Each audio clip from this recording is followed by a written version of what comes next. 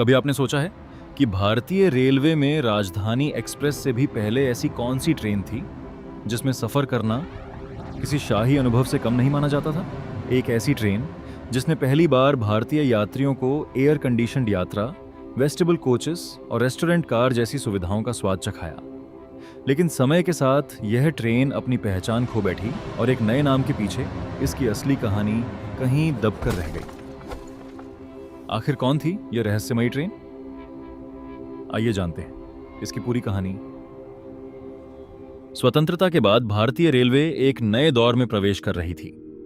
देश तेजी से विकास की राह पर आगे बढ़ रहा था और द्वितीय पंचवर्षीय योजना, रेलवे के आधुनिकीकरण, यात्री सुविधाओं के विस्तार और नई तकनीकों को अपनाने पर विशेष जोर दिया जा रहा था। पटरियों पर भाप इंजनों की सीटी अब भी गूंज रही थी, लेकिन भारतीय रेलवे के भविष्य की दिशा बदलने लगी थी। उस समय दिल्ली देश की राजनीतिक राजधानी थी, जहां से पूरे राष्ट्र की नीतियां और प्रशासन संचालित होते थे। वहीं कलकत्ता पूर्वी भारत का सबसे महत्वपूर्ण वाणिज्यिक, औद्योगिक और सांस्कृतिक केंद्र था। जूट उद्योग, विशाल बंदरगाह, व्यापारिक प्रतिष्ठान और बौद्धिक गतिविधियों ने इसे देश के सबसे प्रभावशाली शहरों में शामिल कर दिया था। स्वतंत्रता के बाद सरकारी अधिकारी, वरिष्ठ नौकरशाह, उद्योगपति, व्यापारी और समृद्ध वर्ग के यात्री इन दोनों महानगरों के बीच लगातार यात्रा किया करते थे। लेकिन उस समय ग्रैंड कॉर्ड रूट पर दिल्ली और कलकत्ता के बीच की यात्रा लगभग 24 घंटे लंबी होती थी। पुराने कोच, भीड़भाड़, गर्मी, धूल और सीमित सुविधाएं इस सफर को बेहद थकाऊ बना देती थीं। भारतीय रेलवे के सामने अब केवल यात्रियों को एक स्थान से दूसरे स्थान तक पहुंचाने की चुनौती नहीं थी, बल्कि उन्हें बेहतर यात्रा अनुभव प्रदान करना भी उतना ही महत्वपूर्ण हो चुका था। इसी सोच के साथ तत्कालीन रेल मंत्री लाल बहादुर शास्त्री ने यात्री सुविधाओं को अपनी प्राथमिकता बनाया।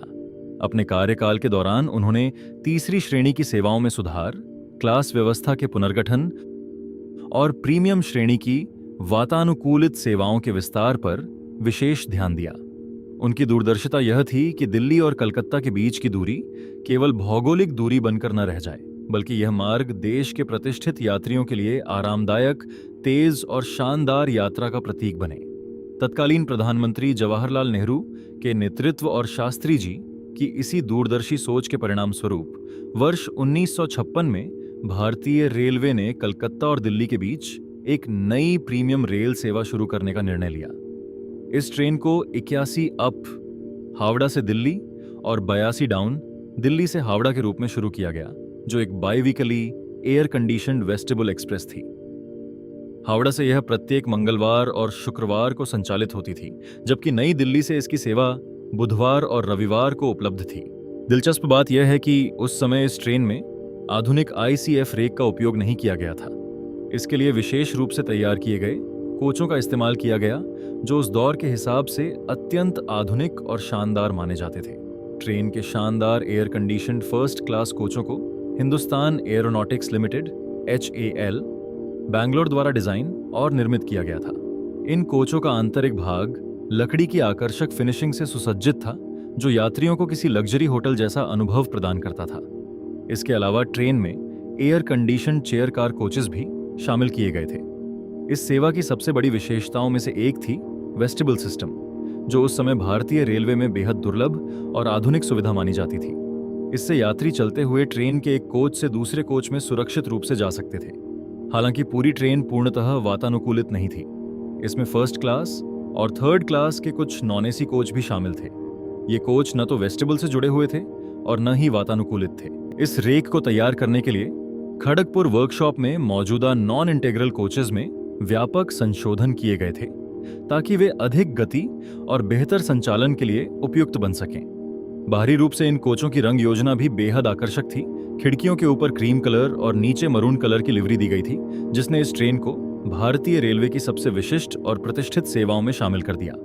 इस ट्रेन का उद्घाटन 1 अक्टूबर 1956 को किया गया था। उस सुबह हावड़ा रेलवे स्टेशन का दृश्य किसी उत्सव से कम नहीं था। प्लेटफॉर्म पर एक नई, सजी धजी और शानदार ट्रेन खड़ी थी, जिसने यात्रियों और रेलवे अधिकारियों का ध्यान अपनी ओर खींच रखा था। यह केवल एक नई ट्रेन की शुरुआत नहीं थी, बल्कि भारतीय रेलवे के प्रीमियम यात्री सेवाओं के एक नए अध्याय का उद्घाटन था। रेलवे बोर्ड और ईस्टर्न रेलवे के अधिकारियों ने महीनों की तैयारी और योजना के बाद इस नई सेवा को शुरू करने की व्यवस्था की थी। जब सभी तैयारियां पूरी हो गईं, तब तत्कालीन रेल मंत्री लाल बहादुर शास्त्री ने स्वयं उपस्थित होकर इस विशेष ट्रेन को हरी झंडी दिखाकर रवाना किया। जैसे ही सीटी बजी और पहिए घूमने लगे, भारतीय रेलवे की एक नई और महत्वाकांक्षी यात्रा भी शुरू हो गई। शुरुआती वर्षों में इस बाईवीकली एयर कंडीशनड वेस्टिबुल एक्सप्रेस को खींचने की जिम्मेदारी भारतीय रेलवे की सबसे प्रतिष्ठित स्टीम लोकोमोटिव क्लासेस में से एक WP क्लास को सौंपी गई थी। हावड़ा से न्यू दिल्ली के बीच ग्रैंड कॉर्ड रूट पर चलने वाली यह ट्रेन सामान्यतः 100 से 110 किलोमीटर प्रति घंटा की गति से दौड़ती थी, जिसके कारण पूरी यात्रा लगभग 24 घंटे में पूरी होती थी। उस दौर में WP स्टीम लोकोमोटिव एक 462 पैसिफिक टाइप स्टीम लोकोमोटिव था, जिसकी शक्ति लगभग 2680 ड्रॉबार हॉर्स पावर थी।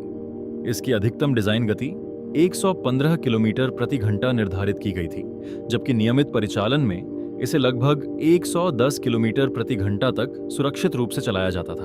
1950 और 1960 के दशक में WP भारतीय रेलवे का सबसे तेज स्टीम लोकोमोटिव क्लास बन चुका था। WP क्लास की शुरुआत वर्ष 1947 में हुई, जब भारत की स्वतंत्रता के तुरंत बाद अमेरिका की प्रसिद्ध बॉल्डविन लोकोमोटिव वर्क्स से 16 प्रोटोटाइप लोकोमोटिव्स आयात किए गए। इस श्रृंखला के पहले लोकोमोटिव का नंबर 7200 था, जिसे प्रतीकात्मक रूप से शहंशाह नाम दिया गया था। वर्ष 1963 से इसका निर्माण भारत में ही चितरंजन लोकोमोटिव वर्क्स में शुरू किया गया। CLW ने कुल 259 WP लोकोमोटिव्स का निर्माण किया, जो आगे चलकर भारत में निर्मित WP श्रेणी की अंतिम लोकोमोटिव्स भी साबित हुईं। WP अपनी खूबसूरत बनावट के लिए प्रसिद्ध था। इसका आकर्षक bullet nose front, silver star और इसकी शानदार स्ट्रीमलाइंड अपीयरेंस इसे भारतीय रेलवे के सबसे सुंदर स्टीम लोकोमोटिव्स में शामिल किया जाता था।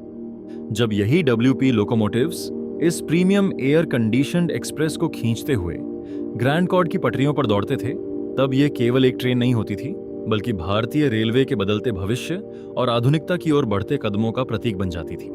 1961 के टाइम टेबल के अनुसार यह 81 अप हावड़ा नई दिल्ली डिलक्स AC एक्सप्रेस प्रत्येक मंगलवार और शुक्रवार को हावड़ा से सुबह 11:30 पर रवाना होती थी।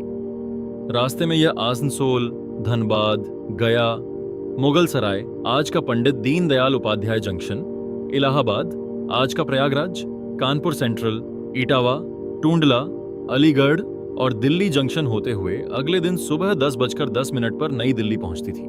उस समय नया यमुना ब्रिज नहीं बना था, इसलिए यह ट्रेन दिल्ली जंक्शन होकर चलती थी और न्यू दिल्ली जाने से पहले दिल्ली जंक्शन पर इसका लंबा ठहराव होता था।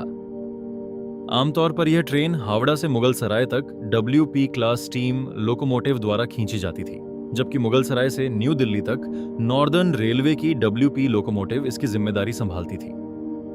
डीलक्स एक्सप्रेस की सबसे खास बात इसका पूर्णतः वातानुकूलित रेस्टोरेंट कार था।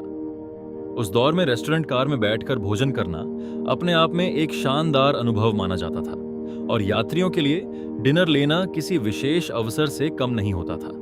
वापसी में ट्रेन नंबर 82 डाउन प्रत्येक बुधवार और रविवार को नई दिल्ली से शाम 4:25 पर रवाना होकर अगले दिन दोपहर 3:30 पर हावड़ा पहुंचती थी। हावड़ा डिलक्स के साथ साथ अक्टूबर 1956 से फरवरी 1957 के बीच भारतीय रेलवे ने इसी प्रकार की 2 और by-weekly air conditioned vestibule express सेवाएं शुरू की, जो दिल्ली, बॉम्बे और दिल्ली, मद्रास के बीच चलती थीं।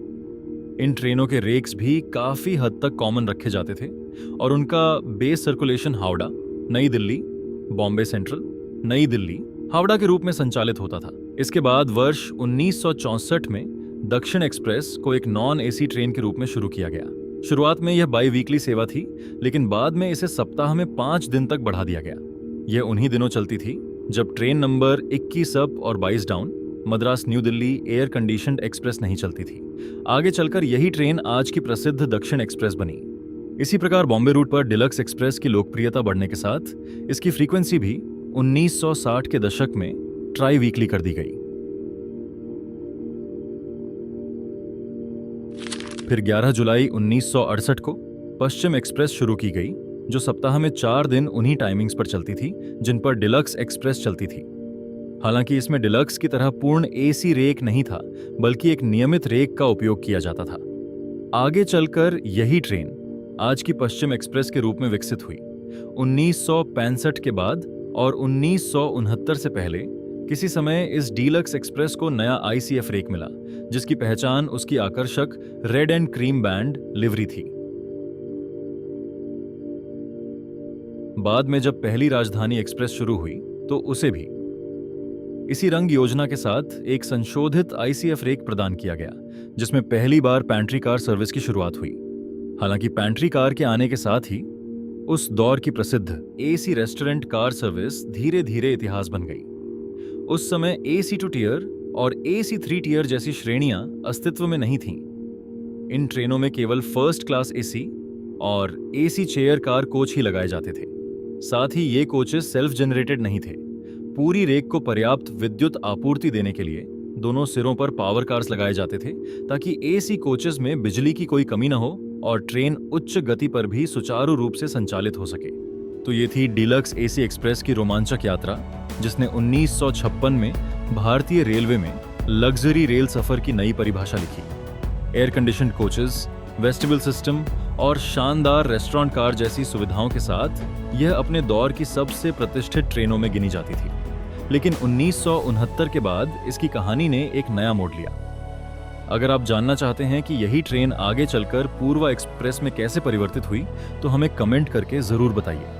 यदि इस वीडियो में किसी तथ्य में अनजाने में कोई त्रुटि रह गई हो तो कृपया क्षमा करें और सही जानकारी कमेंट में साझा करें। ऐसी ही रोचक और दुर्लभ रेलवे कहानियों के लिए रेल टेक इन्फो को सब्सक्राइब करें, वीडियो को लाइक और शेयर करें। मिलते हैं अगली वीडियो में, तब तक के लिए धन्यवाद। जय हिंद।